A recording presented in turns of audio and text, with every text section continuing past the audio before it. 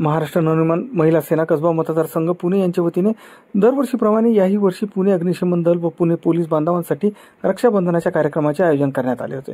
हा कार्यक्रम पुणे अग्निशमन दल व पुणे पोलीस बांधव यांच्या तसेच त्यांच्या कुटुंबियांच्या उपस्थितीत उत्साहात संपन्न झाला। या कार्यक्रमाचे आयोजन कसबा मतदारसंघाच्या विभाग अध्यक्षा नीता समीर पालवे यांनी केले होते।